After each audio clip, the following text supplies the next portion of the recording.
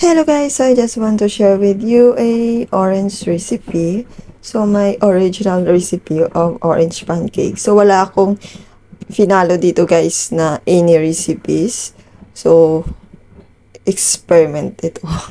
Una, try ko lang kasi marunong akong gumawa ng cake. So sometimes I said, why I try to make this orange pancake para maiba naman yung taste kasi palagi na lang pancake, plain pancake. So para maiba, so I make orange pancake. So ayan. Sa pancake kasi guys, hindi nyo kailangan i-separate ang liquid ingredients to dry ingredients. So kahit i-mix nyo yan siya ng ng isahan lang. Kumpanya nyo yan lahat ng isahan lang. So ayun, makagawa na kayo ng pancake. So, yummy. And yan nyo lang siya, i-beat nyo lang siya ng maayos para wala siyang bilog-bilog. So, para sa kids, kasi may alaga ako. So, she likes a pancake kapag may shapes. So, usually kasi kay kids is interested sa mga shapes. So, I always make for her with a shape. So, ayan. So, I use molder guys para magkaroon siya ng shape. And then,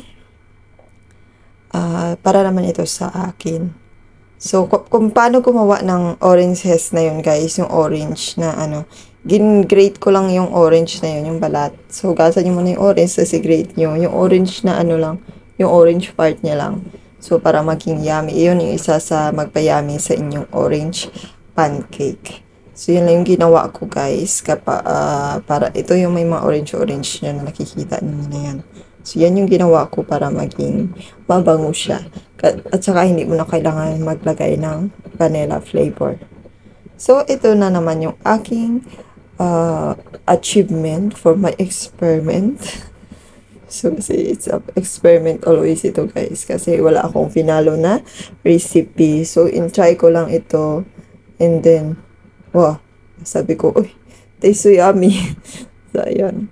So, we always mix this orange pancake here. So, hindi ko lang talaga na-share sa inyo. So, picture lang lagi. So, thank you for so much guys for watching. Please don't forget to like, comment, and share if nagustuhan nyo itong video. God bless you and take care always. Please respect each other and be kind always.